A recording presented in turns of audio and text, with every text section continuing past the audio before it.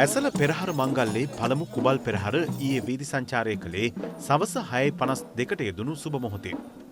පෙරහර කරඬුව වැඩම කරවුන් ලැබුවේ ශ්‍රී දළදා මාලිගාවේ ඉන්දිරාජා හස්තියා විසින්.